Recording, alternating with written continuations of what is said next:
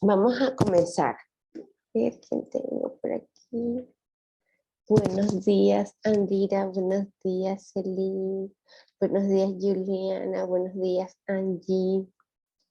Y por aquí ya tengo que admitir aquí a alguien. Ok. Entonces, fíjense. Hoy vamos a tocar dos temas que son muy importantes desde el punto de vista de el flujo de la energía en la naturaleza. Es decir, tiene un papel, los temas con los que vamos a trabajar, perdón, tienen un papel importante en el tema de cómo la energía es capaz de migrar a través de la naturaleza. Entonces vamos a trabajar, ya vamos a iniciar el metabolismo de compuestos nitrogenados. No sé si vamos a terminar completo estas unidades, incluso considerando la semana que viene, pero yo sí voy a dejar cargada toda la información y probablemente una actividad para culminar alguna parte de los contenidos. Para la semana que viene ya pudieron ver que coloqué en la plataforma, ando con gripe, no sé si vamos a tener ni siquiera práctica esta semana porque estoy con gripe y hoy me voy a hacer la prueba de COVID, a ver, no vaya a ser que sea COVID. Entonces, ¿qué es lo que sucede? Que vamos a tener, se me va la cabeza, vamos para la semana que viene, les dejé colocados ya en la plataforma el último deber de esta asignatura. Y este es un deber que hago yo de manera muy personal, porque me gusta, he tenido muy buenos resultados todos los años con este deber, y el primer año no lo hice calificado y lo hicieron tan bien que dije, no, este deber tiene que ser calificado. Entonces a partir del siguiente semestre lo empecé a calificar. Y el deber se llama ¿para qué? ¿No? Y es un deber que van a hacer ustedes de manera personal, revisando la información que han estudiado a lo largo de este semestre, va desde todo, desde el primer parcial, el segundo parcial, cualquier contenido que ustedes hayan visto que les quede en su cabeza y que ustedes sepan que tiene un impacto especial en su... Bueno, el micrófono abierto. A ver, tiene el micrófono abierto. Un momentito, ya sepa. Entonces la idea es que ustedes hagan un ejercicio de cuál fue de todos los contenidos, el contenido que más les impactó y que saben o sienten que en su carrera les va a ser de utilidad, y preparar unas diapositivas en el que van a explicar cuál fue, puede ser un deber, puede ser una práctica, puede ser un contenido que para ustedes les resultó muy interesante y que saben que además puede tener una implicación dentro de su carrera. Entonces, cualquier cosa vuelvo a comentar el tema del deber al final de la clase. Entonces hoy vamos a tratar de trabajar ciclo de nitrógeno y fijación de nitrógeno y asimilación del amonio y el ciclo de la urea. Creo que podremos llegar hasta la síntesis de los aminoácidos. Vamos a ver. Sí, hay una parte que vamos a tocar en síntesis de aminoácidos. Entonces fíjense, el ciclo de nitrógeno y la fijación de nitrógeno. Nosotros a veces olvidamos, porque estamos tan acostumbrados de toda la vida de que nos hablen del oxígeno, que se nos olvida que el aire que respiramos tiene un mayor contenido de nitrógeno que de oxígeno. Es decir, nosotros tenemos mucho más nitrógeno a nuestro alrededor que el propio oxígeno. Porcentualmente es menor el oxígeno que se encuentra en el aire, la cantidad de oxígeno que se encuentra en el aire, que la de nitrógeno.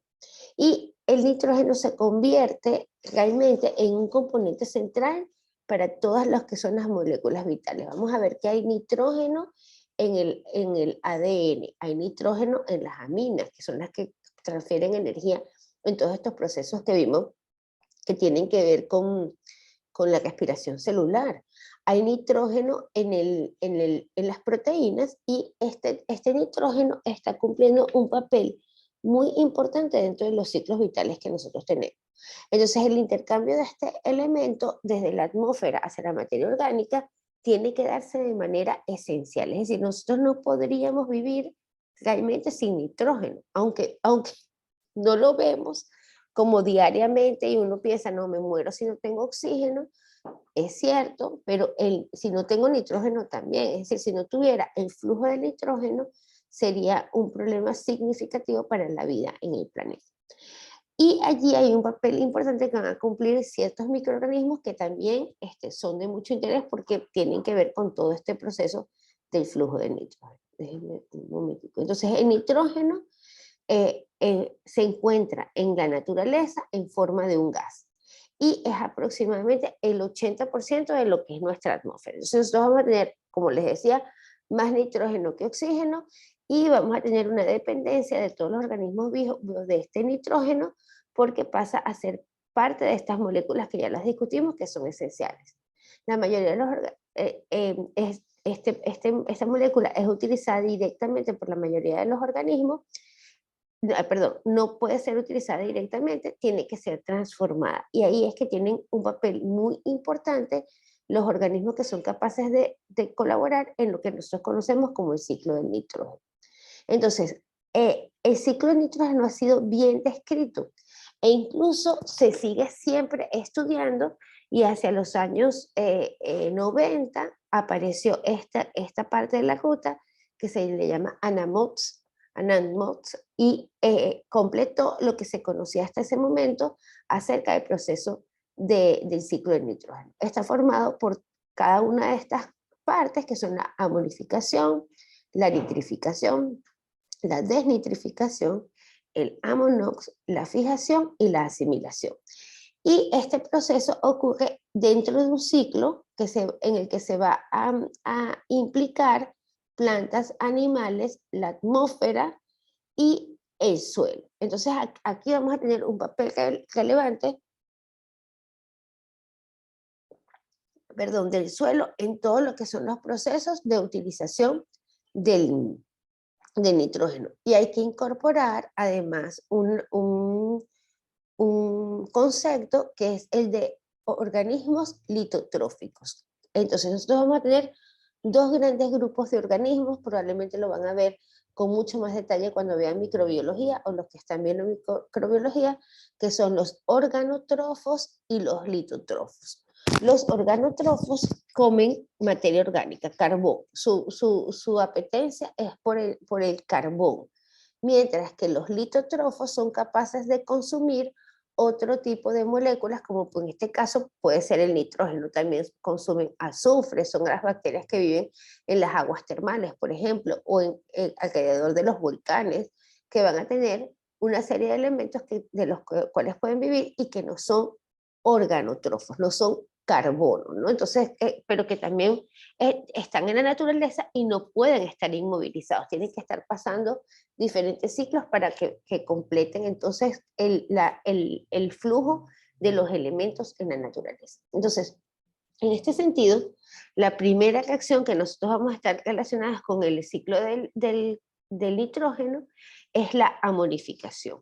Y la amonificación va a ser que los compuestos nitrogenados que se encuentran en el suelo, desechos de plantas, restos de materia orgánica, de bacterias, de organismos que se mueren, etcétera, que se encuentran en un proceso de descomposición, van a estar siendo incorporados, degradados a compuestos que son más simples por organismos que habitan en el suelo. Entonces vamos a tener una gran cantidad de microorganismos, y eso lo vimos en la práctica de espirometría, que vimos que el suelo es capaz de respirar, y la respiración del suelo se debe a los procesos de vida que tienen biológicos los microorganismos que viven en el suelo, y esos microorganismos lo que están es constantemente degradando las moléculas que llegan a él y convirtiéndolas, incorporándolas a la materia orgánica para que siga el flujo de los elementos.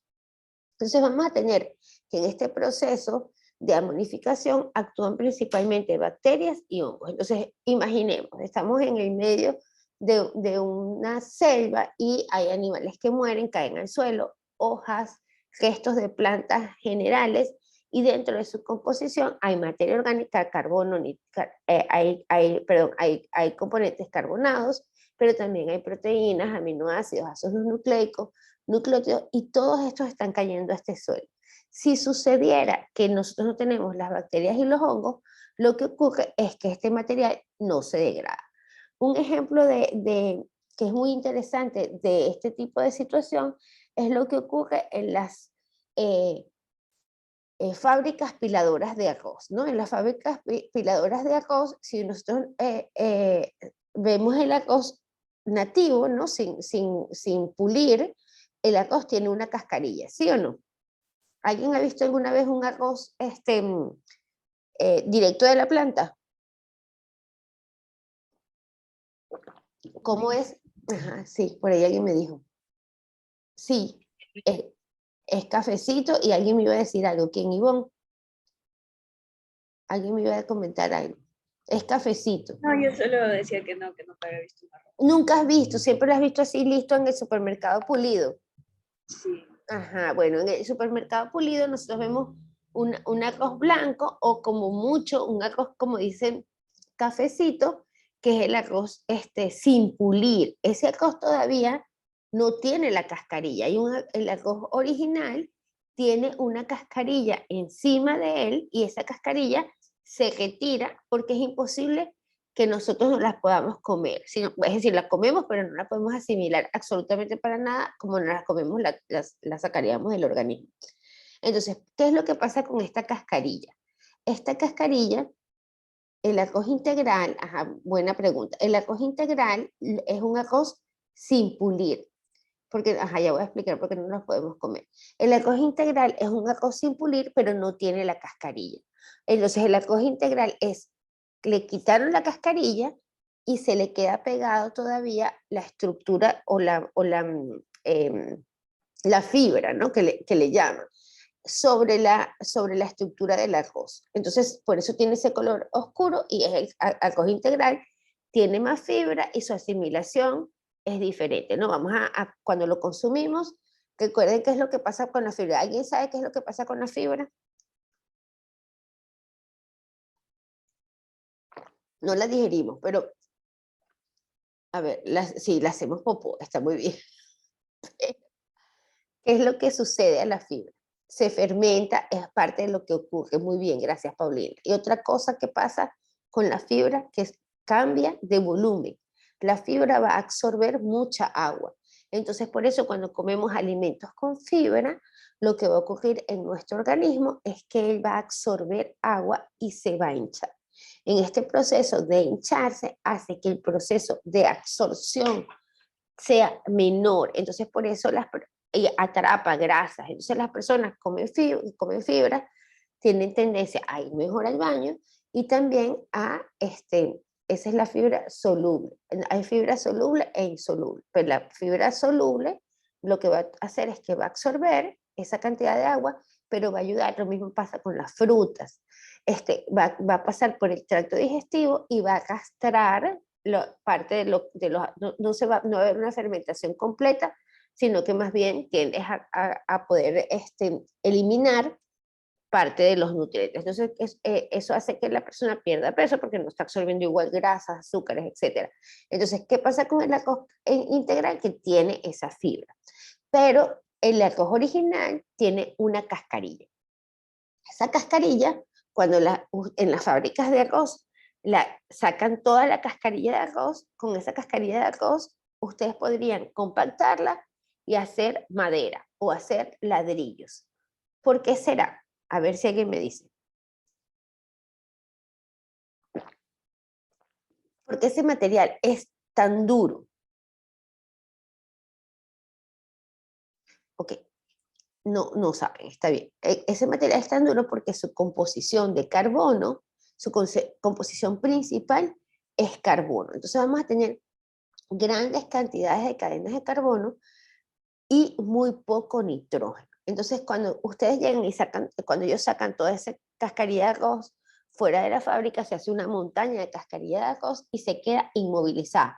No se degrada. Y no se degrada porque en su estructura no tiene prácticamente nitrógeno. Entonces, los organismos que están en el ambiente no sienten apetencia por ese material. Es decir, no hay manera de que ellos puedan degradarlo porque existe una relación carbono, nitrógeno para que los microorganismos sean capaces de degradar.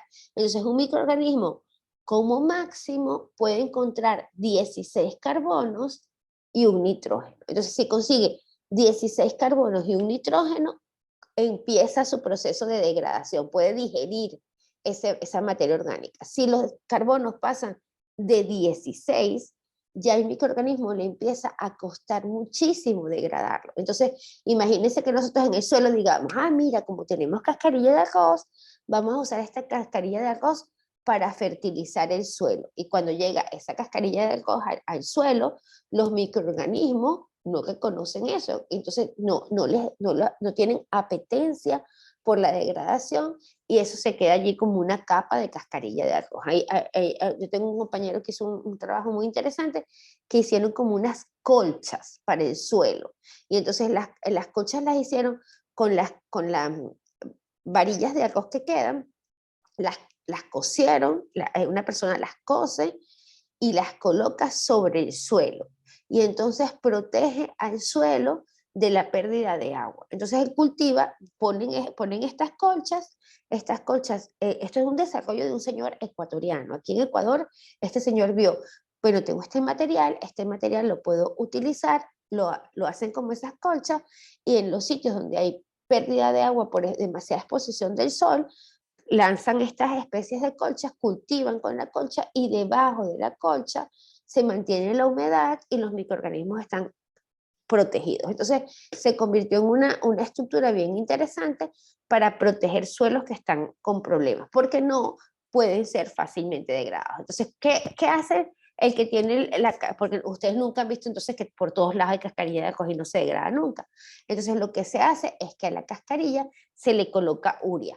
Y cuando se le coloca urea, la urea tiene mucho nitrógeno. Entonces, en ese momento, los microorganismos se encuentran con las proporciones de materia orgánica más nitrógeno. Y entonces ahí sí degradan rápidamente esa materia orgánica. Entonces es interesante que ustedes vean que este proceso de amonificación, este primer paso, es fundamental la presencia del nitrógeno dentro. Entonces, si nosotros nada más lanzáramos cascarillas y no tuviéramos otras estructuras como hojas que tienen proteínas, frutos, etcétera, que tienen otra serie de moléculas, entonces no tendríamos una inmovilización. Entonces, ¿qué va a pasar con esto? Que estos microorganismos van a metabolizar estos compuestos y lo que hacen es que liberan el exceso de nitrógeno, lo que utilizan en sus procesos de crecimiento, se incorporan ellos en sus tejidos, pero cuando empezamos a tener exceso de nitrógeno, entonces se va a formar amoníaco o ion amonio. ¿Qué olor tiene el amoníaco? ¿Alguien ha tenido alguna aproximación al amoníaco? ¿Cómo es ¿Alguien sabe qué es el amoníaco, por lo menos? A ver, por aquí alguien me contesta. Huele feo, exacto. El amoníaco huele mal. El amoníaco, aquí voy a hacer un inciso bien interesante. El amoníaco puede ser utilizado como un producto de limpieza. Es un compuesto fuerte que es capaz de permitir limpiar superficies. Por ejemplo, muchos de los productos que tienen para limpiar vidrios bien o para limpiar sitios donde hay manchas tienen amoníaco. Y hay países que tienen preferencia por el uso del amoníaco y otros países que tienen preferencia por el uso del cloro para los procesos de limpieza. Por ejemplo, en España a mí me llamaba mucho la atención que la gente utilizaba y decía, ah, yo utilizo amoníaco, es decir, yo para limpiar tal cosa utilizo amoníaco. En cambio, en Latinoamérica los limpiadores de vidrio huelen fuerte, exacto, Ivonne, porque tienen amoníaco. En el caso de nosotros tenemos una mayor tendencia en Latinoamérica y en América a usar cloro para limpiar, ¿no? El cloro es como nuestro producto genial para la limpieza, pero el amoníaco es un producto bastante utilizado para la limpieza también y hay un origen que siempre pongo esta anécdota porque a mí me impactó cuando me enteré y es que en Roma está el Foro Romano, ¿no? El Foro Romano es la estructura donde están los monumentos que recuerdan, que son antropológicos de la vida de la ciudad de Roma. Es decir, allí el Foro Romano tiene, bueno, está el Coliseo, y como detrás del Coliseo es lo más evidente, cuando llegas allí, el Coliseo es gigante, y entonces está el Coliseo, y detrás del Coliseo hay toda una serie de restos de los edificios que conforman lo que se conoce como el Foro Romano, que fueron excavados y se encontró que allí estaba toda esa ciudad que correspondía a la Roma original, ¿no? Y entre los sitios hay un lugar que se llama Fuller. ¿Alguien ha escuchado alguna vez nombrar la palabra Fuller? Hay una casa de limpieza internacional famosa que se llama Fuller. Entonces, Fuller es una palabra romana. Yo juraba que era una palabra en inglés, pero es una palabra romana. Y era el sitio donde toda la gente de Roma llevaba la ropa para que fuera lavada en este sitio.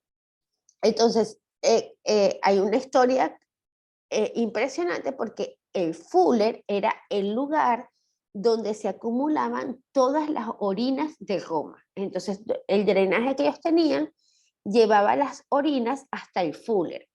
Y en el Fuller los limpiadores de vidrio huelen muy fuerte, exactamente.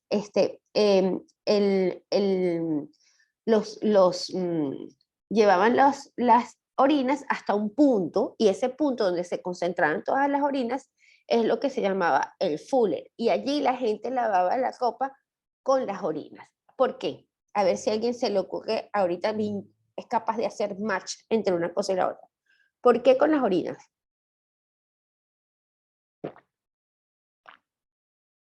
¿Qué tiene la orina? Eso sí lo han estudiado. ¿Qué compuesto tiene la orina?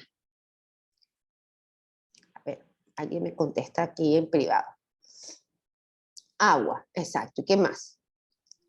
Amonio. Urea. Muchas gracias, urea. Entonces, la urea es un potente limpiador porque la urea está compuesta de amonio y de amoníaco. Entonces, el olor del amoníaco también tiene que ver con el olor de la orina. Entonces vamos a tener que esta fuerte o esta formación de amoníaco está relacionada con el olor a orina. Es decir, como dicen ustedes, un olor fuerte y en su máxima expresión, cuando tienen un exceso grandísimo de amoníaco, van a sentir un olor equivalente al olor de la orina concentrada. Ese olor que se siente en los baños públicos espantosos, ese es el olor de la urea y del amoníaco. Entonces, ellos utilizan esa zona de la ciudad, el Fuller, para llevar a lavar la ropa con el amoníaco. Entonces, utilizaban el amoníaco como un detergente y el agua, lavaban y con eso sacaban la ropa limpia, porque la habían enjuagado, pero utilizaban la urea como un detergente. Entonces, ¿qué sucede? Nosotros sabemos que cuando hay una degradación del carbono, de la materia orgánica, con el carbono y el nitrógeno adecuado, vamos a tener amonio.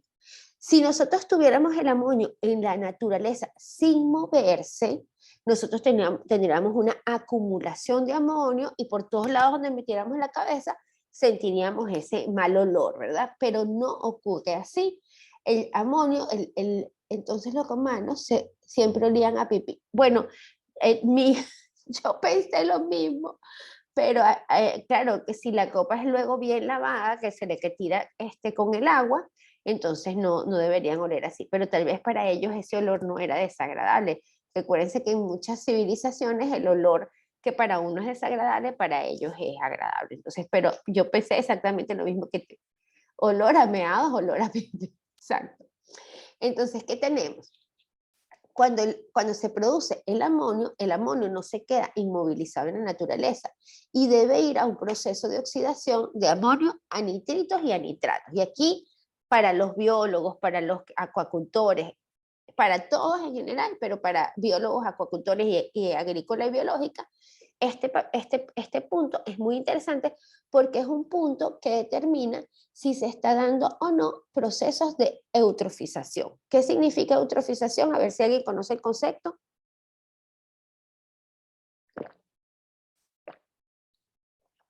Nadie lo conoce. Ay, Dios mío, yo tengo que dar... A ver si alguien me contestó. Exceso, exacto. Entonces, es exceso y falta de oxígeno. Generalmente es un exceso, pero también es falta de oxígeno. En la eutrofización lo que ocurre es que hay una inmovilización de los componentes porque no pueden pasar al resto de los procesos que se puedan oxidar o están en exceso y no se pueden oxidar. Los organismos no son capaces de pasar por el proceso de oxidar. ¿Dónde vemos eutrofización? Generalmente cuando vemos capas, si tenemos un cuerpo de agua y vemos encima del cuerpo de agua una capa vegetal, mucha cantidad, o una capa verde intensa, está pasando que se está dando procesos de eutrofización. No termina de degradarse la materia allí y se está inmovilizando y ocurre, entonces sí está pasando el amonio a nitrito, pero no es capaz de continuar el proceso. Entonces normalmente se evalúan como en el estero. Exactamente, el estero es un excelente ejemplo de un cuerpo eutrofizado y ya está en un punto en el que, de hecho, se han hecho muchas valoraciones del estero, del salado, y el estero no tiene oxígeno. El oxígeno en el estero es cero. Si nosotros pasamos por el puente de las monjas ahí en Urdesa, o por allí por detrás del Albán Borja, cuando el estero ha bajado, nosotros percibimos un olor muy fuerte y además de eso, toda la materia orgánica está muy negra, ¿no? Esa acumulación de materia orgánica muy negra, el olor muy fuerte, es inmovilización de materia orgánica y aquí vamos a estar teniendo todavía amonio residual, nitritos, nitratos y materia orgánica, carbono acumulado. En el otro punto donde a veces sucede, cuando ha bajado la marea, es en Guayarte, ¿no? Que también lo podemos percibir. Hacia, ¿cómo se llama? Ya hacia San Marino, que también hay un puente, o en el puente, ¿cómo es que se llama este sitio? El Malecón del Salado, es como es más ancho el estero, y entonces a veces lo percibimos un poco menos, aunque también se llega a sentir mal olor, no llega a ser tan fuerte, ¿no? Pero también se observa, si nos acercamos un poco, que hay materia orgánica ahí acumulada. Entonces, este cuerpo de agua ha pasado por un proceso de eutrofización y por lo tanto de inmovilización de estos compuestos, que han hecho muchas cosas que se han hecho: bombear aire, colocar, han hecho unas islas de plantas que van nadando por el estero porque ya son capaces de atrapar. Y cumplen un papel muy importante, por suerte que existen, el manglar. Entonces el manglar en las vertientes del estero ayudan a acumular parte de los compuestos que no se degradan, y ellos aprovechan esta materia y crecen a partir de ella. Entonces, bueno, la cuestión es que estos procesos deben continuar. Normalmente, perdón, no vemos en todas partes, en todos los ambientes naturales, no vemos que suceda lo del estero. El estero es un impacto por la actividad humana. Entonces, ¿qué vamos a tener nosotros? Que se va a dar los procesos de nitrificación. Y en los procesos de nitrificación, el amonio va a pasar a nitrato, a nitrito o a nitrato. Y este proceso va a ocurrir, el proceso de nitrificación, porque van a actuar una serie de especies de microorganismos que están presentes en el suelo y que son capaces de hacer la oxidación del amoníaco o el ion amonio a nitrito. En este proceso, estos microorganismos generan energía y la energía entonces es liberada como fuente de energía primaria. Es decir, ellos utilizan este compuesto, el amonio, como su alimento. En vez de utilizar carbono, utilizan amonio. Y este grupo de bacterias lo que va a hacer es que va a oxidar el amonio a nitrito y luego otro grupo va a oxidar a nitrato. Este punto es fundamental para todos, para que tengan claro que existe allí un cuello de botella. ¿Por qué? Porque los microorganismos que pasan de amonio a nitrito son microorganismos incluso cultivables. Es decir, yo los puedo conseguir en la naturaleza, aislarlos, mantenerlos en un sitio y utilizarlos en un momento dado. Es decir, que yo puedo tener organismos que pasen amonio a nitrito. Pero cuando nosotros vamos a pasar de nitrito a nitrato, aquí hay un problema de la naturaleza y ya van a ver cuál es. Entonces, ¿qué es lo que vamos a tener? Que la primera reacción va a ser una reacción de oxidación y vamos a tener bacterias comunes del suelo que van a pasar el amonio, el ion amonio o el amonio o amoníaco a nitrito. Y el segundo paso, la segunda reacción, que es de nitritos a nitratos, va a ser la que va a tener aquí un cuello de botella. Un cuello de botella es que si no tengo los microorganismos adecuados, no va a ocurrir. Y los microorganismos adecuados no los voy a conseguir fácilmente, tienen que estar en la naturaleza. Y es aquí que aparecen estas bacterias que son de mucha importancia, que se llaman nitrosomonas. Si nosotros vemos estas bacterias aquí, ustedes pueden ver que tiene estas capas, ¿verdad? Fíjense, estas membranas. ¿A qué les recuerda esta bacteria a ustedes? A ver. ¿Qué les parece estas membranas? ¿Quién tiene membranas así que ustedes ya han estudiado a lo largo de esta materia? A ver, alguien me responde. Parecen células a punto de separarse. Sí, es verdad también. Las plantas. Ajá.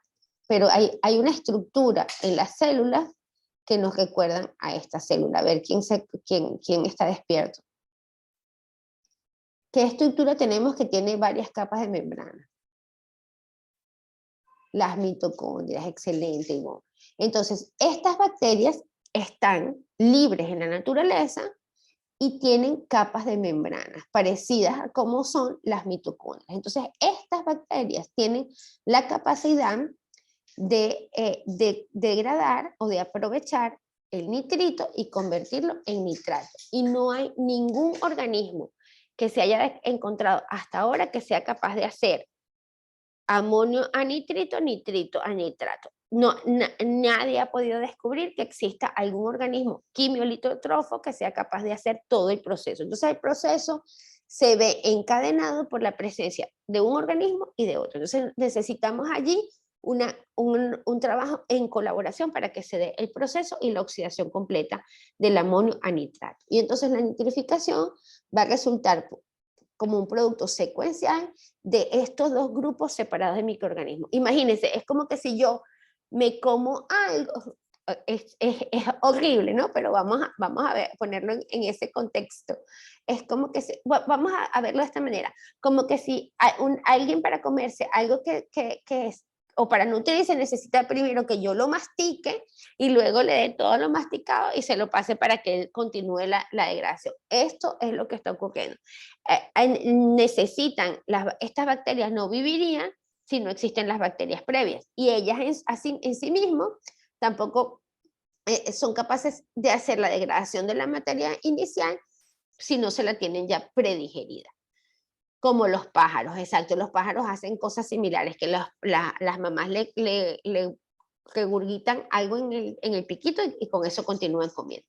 Entonces la nitrificación en la naturaleza va a ser este producto de acciones secuenciales y las bacterias oxidantes de amoníaco o nitrificantes o nitrificantes y las bacterias oxidantes de nitrógeno, que son las verdaderas bacterias nitrificantes. Estas bacterias van a ser las verdaderas bacterias nitrificantes. Entonces, en el caso de los agrícola y biológica y acuacultura, e incluso los biólogos, en algún momento alguien les puede venir y decir, ah, mira, yo tengo este producto que tiene bacterias nitrificantes o que tiene nitrosomonas. Ustedes les van a decir, mentira, eso no es cierto porque estas bacterias no se pueden aislar y meter en un producto. Esas son bacterias que están en la naturaleza y que no son cultivables. Las nitrosomonas son unas bacterias muy delicadas que viven en un ambiente muy particular. Entonces, que les vendan nitrosomonas es mentira. Lo que les van a vender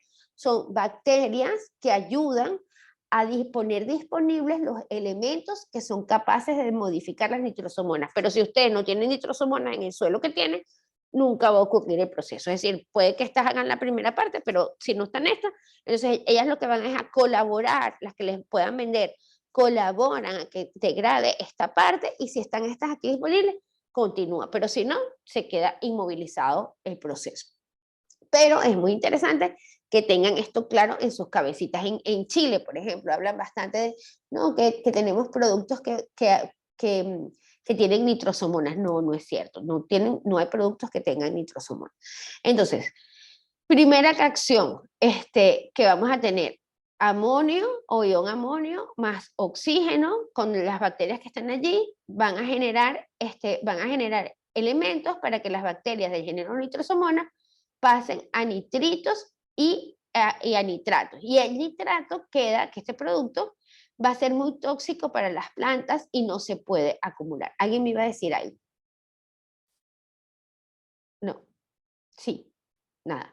Y luego vamos a tener una segunda reacción donde el nitrato, perdón, va a pasar a nitrito y aquí necesitamos oxígeno y necesitamos a las nitrobacter. Otro ejemplo de una bacteria nitrobacter más parecida incluso a una mitocondria. Miren cómo tienen esta gran cantidad de membrana y este nitrato en el suelo va a ir a las plantas a través de las raíces. En algunas ocasiones, muchas, sobre todo en el tema agrícola, venden nitrato para colocarle, o nitrógeno para colocarle como fertilizante. El famoso fertilizante que nosotros, vamos a ponerle fertilizantes a la planta, o vamos a ponerle fertilizantes al cultivo, es esto. Entonces, el fertilizante es esto, que esto es capaz de ser absorbido directamente por la planta y le ayuda a los procesos de crecimiento.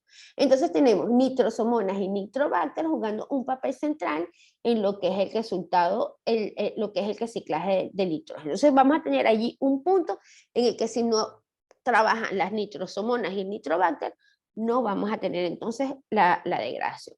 Entonces la desnitrificación va a ser la reducción del nitrato y el nitrito hasta nitrógeno.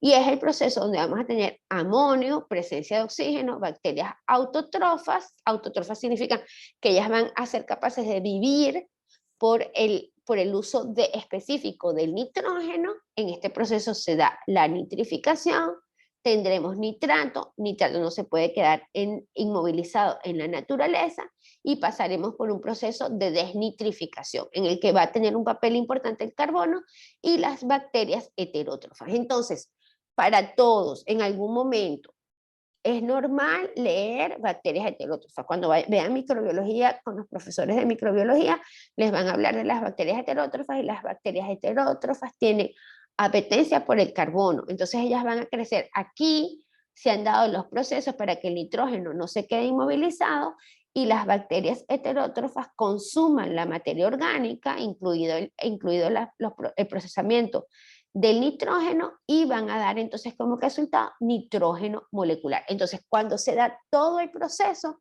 del suelo sale nitrógeno en forma molecular y en forma de gas. Entonces el nitrógeno tiene la ventaja que no tienen algunos otros elementos y que tiene el carbono también.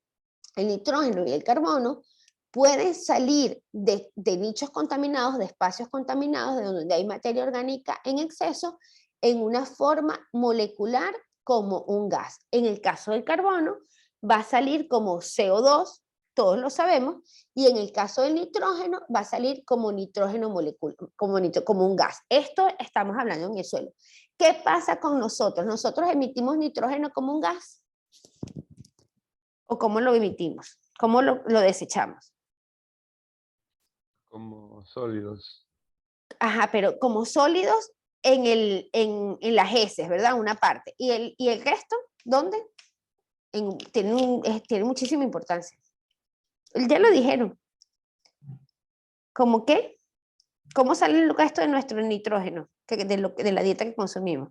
¿En forma de? A ver, alguien me contesta por aquí. En forma de pipí. Aquí me contesta, en forma de orina, gracias Luis. Entonces nosotros vamos para una gran parte del nitrógeno, no las eliminamos como un nitrógeno molecular, eso ocurre en el suelo, sino que la eliminamos en forma de urea. Entonces la urea sale en la orina, parte como dijo Raúl, está en las heces porque hay una parte que queda allí y esa es parte del componente de la materia orgánica que va a ir a los suelos o a los cuerpos de agua, donde sea, pero que va a ser degradada finalmente, y una parte importantísima del nitrógeno, y los vertebrados la podemos liberar en forma de urea a través de la orina. Pero lo interesante es que no se queda inmovilizado. Importante. ¿Qué cosas sí se quedan inmovilizadas? ¿Alguien que haya visto toxicología? ¿Alguna vez visto toxicología ya? No. Aquí, a ver, aquí alguien me contesta. No, ajá. ¿Qué elementos se pueden quedar inmovilizados? Que siempre se está diciendo, hay que tener cuidado con no consumir demasiado atún, porque el atún tiene... ¿Qué tiene el atún? No sé si la respuesta es toxinas, ¿no? Tiene toxinas entre otras cosas, pero ¿cuál es la toxina que es más común? A ver, Mercurio. el mercurio, muy bien, excelente, ya se despertaron. El mercurio, gracias Nico también. Entonces el mercurio es un elemento que, que cuando está en la naturaleza comienza a inmovilizarse. Y esa inmovilización causa problemas, pues problemas incluso de salud. Entonces, ¿qué pasa con el atún? Que el atún es un pez grande y muchos peces pequeños van incorporando pequeñas dosis de mercurio, porque no lo pueden excretar. Entonces, cuando el atún se come todos esos peces, también él inmoviliza el mercurio de todos los peces que van inmovilizando. Entonces, ¿qué es lo que pasa? Que él tiene más concentración, porque es un animal más grande, come más, entonces tiene más mercurio. Por eso, en el caso de nosotros, nos recomiendan no comer gran cantidad de atún, porque tenemos entonces más posibilidad de tener bioacumulación de mercurio. Ese como un ejemplo. En la naturaleza, otro elemento que suele convertirse en inmovilizado, en parte, puede ser el fósforo, ¿no? Porque el fósforo, recordemos, se recuerdan que yo les dije a ustedes que el ATP, tenemos mucho ATP en el organismo, tenemos muchísimo ATP, o poquito ATP, mucho o poco. No se acuerdan. Le voy a jalar las orejas. ¿Tenemos mucho ATP o poquito ATP? A ver. Creo que había suficiente, pero es una cantidad limitada y se reutiliza el ATP que produce el cuerpo. Todo el tiempo estamos reciclando. Tenemos poco ATP para la cantidad de energía que nosotros necesitamos. La cantidad de ATP es poco, pero se está reutilizando, ¿verdad? Se va ADP, AMP, ATP, ADP, ATP, así está todo el día cambiando. Entonces, recuérdense que el ATP tiene fósforo y ese fósforo es parte del ciclo energético, pero no es muchísimo, desde el punto de vista no es muchísimo. Entonces, si nosotros tenemos exceso de fósforo, que normalmente el exceso de fósforo viene de las plantas, el fósforo, si lo colocamos en algún espacio, puede empezar a inmovilizarse. Hay algunos, por ejemplo, fitoplancton, le gusta el fósforo. Y entonces hay momentos en que ellos, porque son quimiolitotrofos, comen fósforo e incrementa la cantidad de esos microorganismos de fitoplancton que lo van a estar utilizando. Pero el fósforo puede estar un poquito inmovilizado, no sale como un gas. Sabemos que es reciclaje y no basura. Ah, viste, sí, qué increíble. Este comentario sabemos hacer reciclaje del ATP todo el tiempo, pero no sabemos reciclar la basura. Les voy a comentar solo un momentico una cosa que me pasó a mí cuando yo estaba estudiando el doctorado. Cuando yo estaba estudiando el doctorado, que es 1999, 2000, por esas fechas, comenzó, fíjense, realmente, fuertemente, el proceso de separación de basuras en Europa. Antes la gente iba con toda su funda completa y la metía en el vertedero y luego en el vertedero hacían todo el proceso de separación. Entonces, los que son los reyes en separación, sobre todo indistintamente de que esté separado o no, son los mexicanos. Los mexicanos son una cosa increíble en lo que es el reciclaje de la basura. Pero en Europa no era un tema que la gente le parara mucho, le hiciera mucho caso. Entonces, yo empecé con mi tontería de estar reciclando, que si las envases para acá, las cajas para acá, no sé cuánto, pero veía que la gente iba y echaba todo completo. Y habían campañas en la televisión, no sé cuánto, X, y la gente no le hacía caso a eso. ¿Y saben cómo lograron que la gente adulta empezara el proceso de reciclaje? Se fueron a las escuelas, y en las escuelas le empezaron a decir a los niños, hay que reciclar, esto se pone en esta funda de este color, esto así, ¿verdad? Y los niños comenzaron a adoctrinar a los padres. Entonces los niños en la casa, el papá venía y quería, y el niño le decía, no, no puedes hacer eso. Tienes que poner la materia orgánica aquí, la plástico acá y no sé cuánto. Enseñaron a los niños también al proceso de reciclaje, que los niños fueron los que enseñaron a los padres, y ahí fue cuando comenzó entonces la gente a tener una conciencia de reciclaje importante. Pero a mí me impresionó porque la gente adulta no aprendía. Si no fue gracias a los niños, los adultos ya se sienten avergonzados cuando el niño le dice, no, no, lo estás haciendo mal. Pero fue gracias a esa política que hicieron de enseñar primero a los niños y que los niños enseñaran a los adultos que lograron reciclar. Entonces, a veces es difícil porque en nuestras poblaciones todavía no ha pasado eso. Y también a veces sucede, yo no sé si a ustedes les ha pasado, que no consiguen dónde reciclar. Por ejemplo, yo tengo acumuladas baterías en mi casa porque no consigo dónde llevar las baterías. Ahora en Megamaxis pusieron como un sitio donde puedes llevar cosas para reciclar, y entonces la mayoría de las veces que voy no está la persona, y yo digo, pero bueno, ¿y entonces para qué tenemos esto si no lo logramos? Entonces ahí está la cosa que a veces cuesta, por eso no están todavía los mecanismos bien hechos. Entonces fíjense, a ver, alguien me dice algo. ¿Verdad? Es que alguien me dijo, Nicole, que en el comisariato o el TIA tienen un mejor, no sé si el comisariato o el TIA, me quedó la duda, que tienen un mejor sistema de recolección, que hay algunos comisariatos, no todos, pero que tienen un mejor sistema de recolección. Pero en general, por ejemplo, Megamaxis, que tiene allí toda una estructura, no sé cuánto, y una plataforma y una cosa, una aplicación, cuando vas no consigues a la persona. Está en unos horarios que a veces no son los de uno porque uno está trabajando. Entonces, fíjense, a ver, alguien me dice algo. Según sé, el TIA es el mismo del Megamaxis. No, el Super Aquí es lo mismo que Megamaxis. El TIA es aparte, y el comisariato creo que tiene una versión pequeñita también, no me acuerdo cómo se llama, de supermercados que también que están conectados con comisariato. Pero Super Aquí es Megamaxis. Ok, entonces es como la versión más económica de Megamaxis, entre comillas, porque al final yo no le veo lo más económico. Entonces, Amonox. Amonox es una reacción que se describió más recientemente y se incorpora en este proceso, y es una oxidación anaerobia del amonio. Entonces, sin oxígeno complementa el proceso que con oxígeno degrada el amonio. Perdón, entonces tenemos como dos versiones. Una versión de amonio oxígena aeróbica y una versión de degradación de amonio, de transformación de amonio anaeróbica. Y es interesante porque es realizada por un orden de microorganismos, bacterias que se llaman plantomicetes. Entonces esto se descubrió más recientemente, y estas bacterias son capaces de convertir perdón, nitrito y amonio en nitrógeno molecular directamente. Entonces complementan los procesos que vimos antes por estas bacterias, y son capaces de producir en este proceso agua y extraer energía directamente del nitrógeno.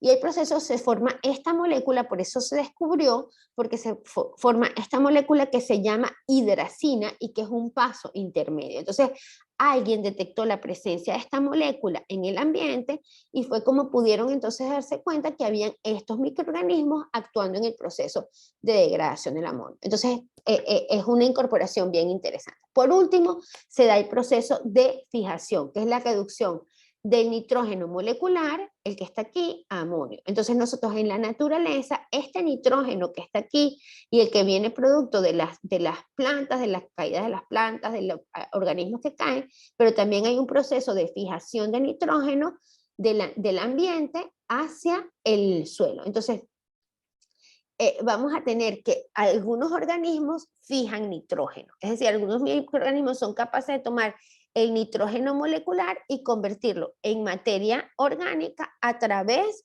de la fijación del nitrógeno. Entonces, crecen en ausencia de carbohidratos. Tú tienes ciertos microorganismos, y de hecho esto es bien interesante porque uno de los ensayos, tal vez en el colegio se los dieron, de descubrir si descubrir todo lo que es el proceso de esterilización, era porque colocaban un frasco abierto, pero con agua, y eso pasa incluso en las casas, ¿no? Ustedes pueden tener agua abierta, pero que no tiene ninguna otra cosa, y empieza a crecer organismos. Estos organismos que crecen allí son organismos capaces de fijar nitrógeno atmosférico. Cuando fijan el nitrógeno atmosférico, ellos crecen, y este crecimiento de microorganismos permite que entonces empiecen a aparecer otros microorganismos. Algunos científicos pensaban que esto se debía al polvo, que el polvo que estaba en el aire caía allí y traía ciertos microorganismos, pero finalmente utilizando el cuello que se utilizaba, entonces se vio que podía haber una contaminación, y así comenzaron a darse cuenta que hay organismos capaces de fijar nitrógeno. Entonces, ¿qué va a hacer? ¿Qué va a pasar cuando se fija el nitrógeno? Se reduce el nitrógeno y se forma amoníaco. Y este amoníaco es transformado por los microorganismos e incorporado a través de las raíces por otros microorganismos que son organismos micorrízicos. Entonces los hongos que viven pegados a las raíces, las bacterias y hongos que viven en un consorcio pegados a las raíces, son capaces de fijar este nitrógeno y este amonio e incorporarlo a la planta. Y luego vamos a tener los procariotes nitrificantes, que ya los vimos cuáles son.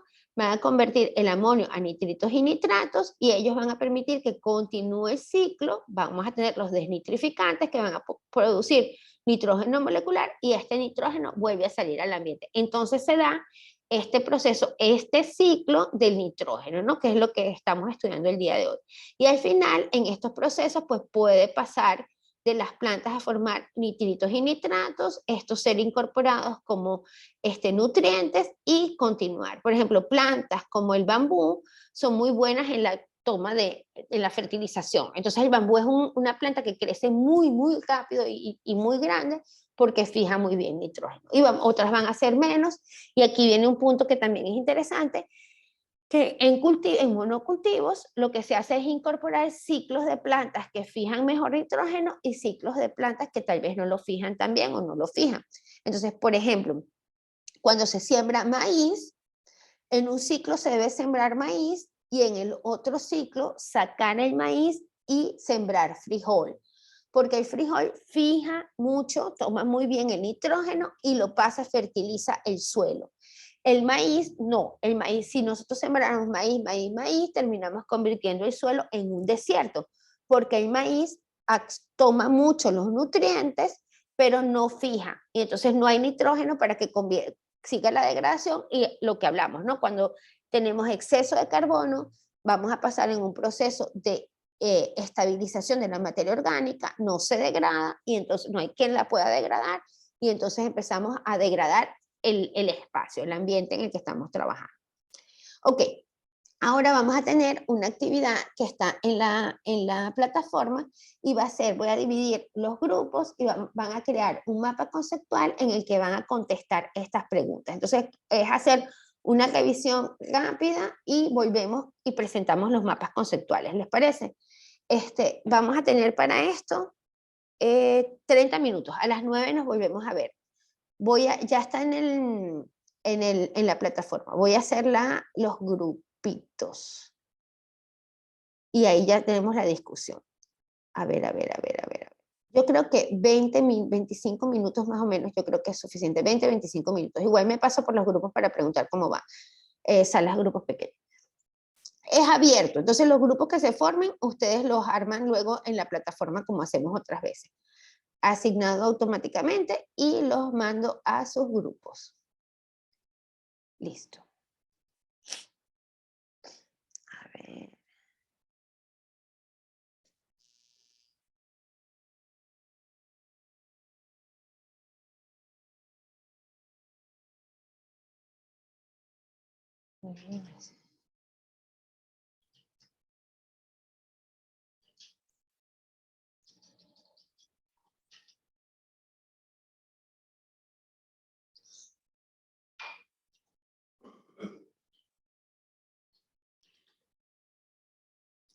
Ok, ya vamos de vuelta. no importa que no hayan terminado completamente, los grupos que no han terminado vuelven, lo terminan y luego lo suben, por favor, es lo único que les pido. Quisiera que presentara el grupo 6, que tiene que irse uno de los compañeros.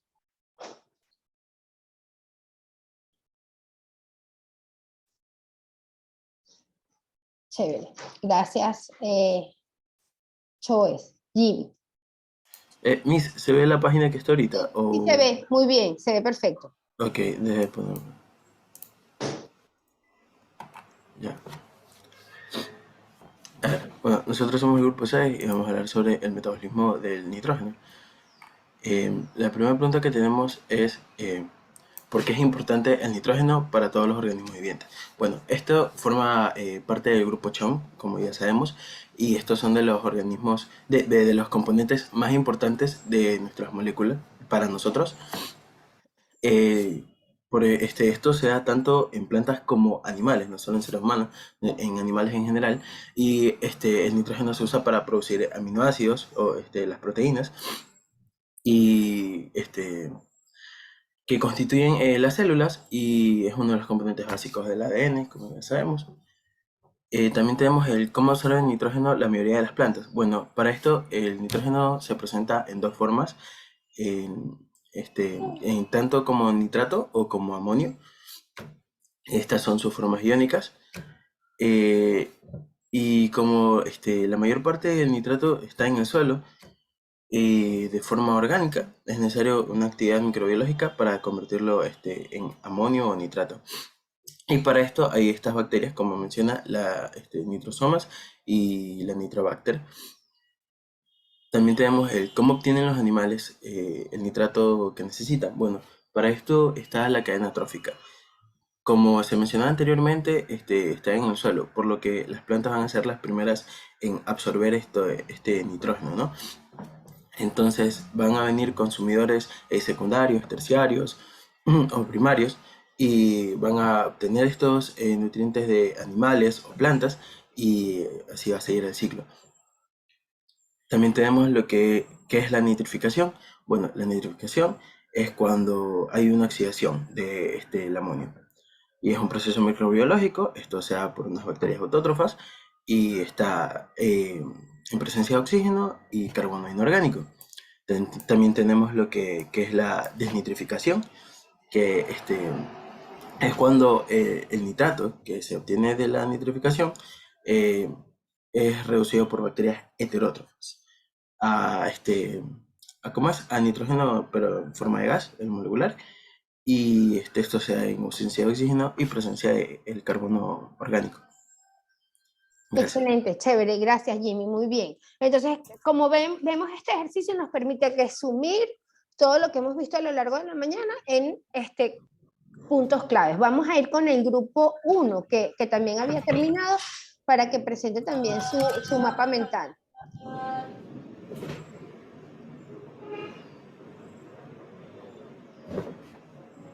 ¿Alguna persona del grupo 1?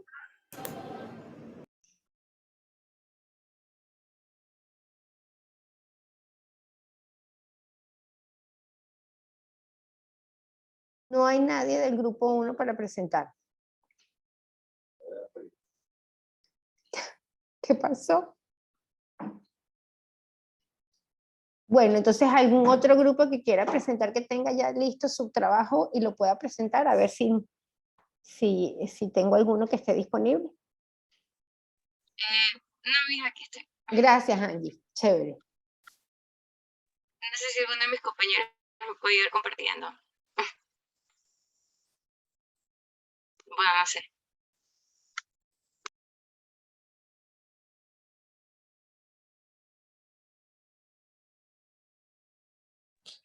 Yo voy a intentar compartir. Ya, pues, gracias. Gracias, Melanie.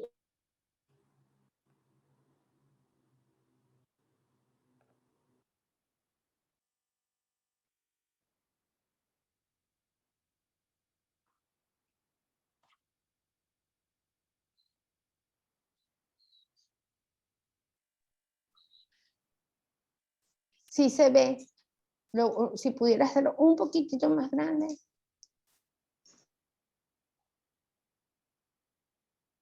Mm.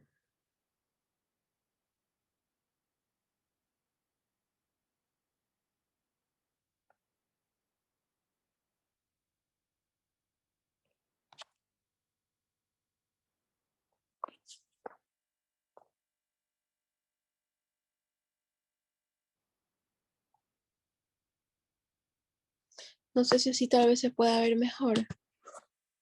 No se alcanza a leer, pero no sé si tiene la información Angie y ella la puede decir de igual manera. Ah, sí, sí, eso voy a, voy a presentar. Bueno, tenemos 5 preguntas que había que responder acerca del metabolismo del nitrógeno. Entonces decidimos por qué es importante el nitrógeno para todos los organismos vivientes. Esto es importante porque desempeña un papel importante en el organismo, ya que proporciona materiales para la construcción y el mantenimiento de los órganos y tejidos, además de que participa también en la formación de hormonas, enzimas y ciertos anticuerpos. Ahora, ¿cómo absorben el nitrógeno la mayoría de las plantas? Las plantas lo absorben a través de las raíces, pero ellos como que absorben lo que es o sea, como que toman el nitrógeno del suelo en forma de nitrato o amonio, porque es lo único que ellas pueden como así absorber. Entonces, por eso es necesaria una actividad microbiológica que lo convierta en amonio o nitrato por medio de ciertas como bacterias nitrificantes. Entonces, esto va a permitir que así se absorban. Por ejemplo, esto se usa en los cultivos, ¿no? Para que se absorban la mayoría de estos nitratos y amonios.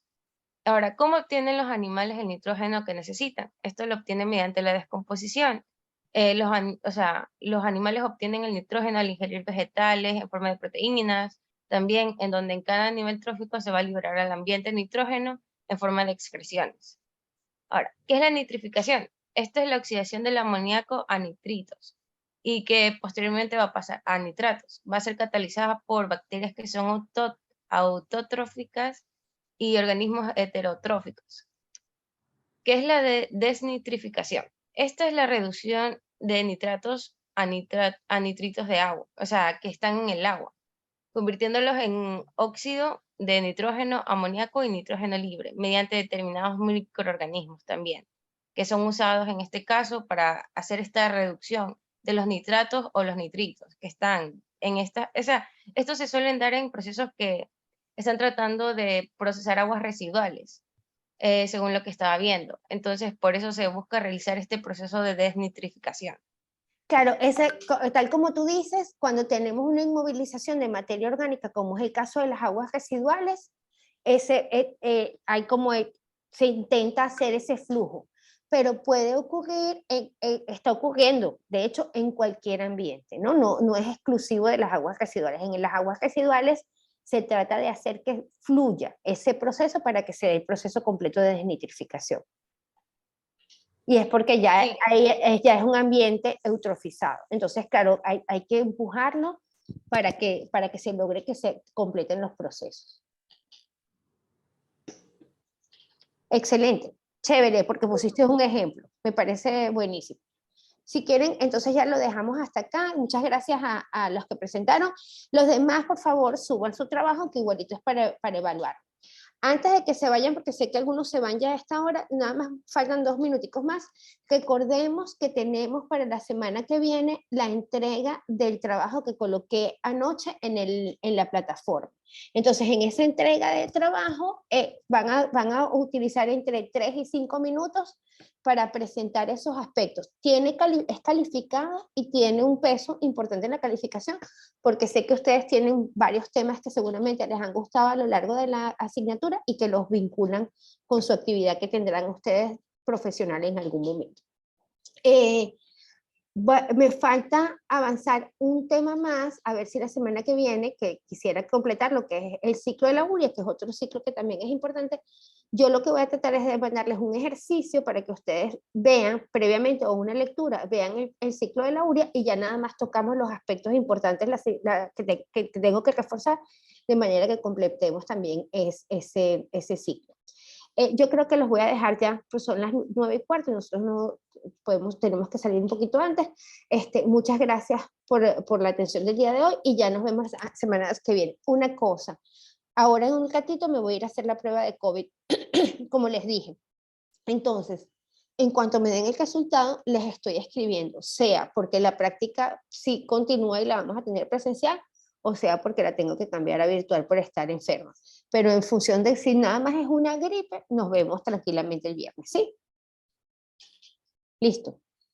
Gracias a todos. Muchas gracias. Gracias a todos ustedes. Gracias. Gracias. Muchas Besitos, gracias. nos vemos. Ojalá nos podamos ver el viernes, que es nuestra última práctica. Chao. Hacemos los dedos, Miss. Sí, ojalá no sea COVID. Sí. Un Chao. besito. Chao, cuídense. Muchas gracias a todos.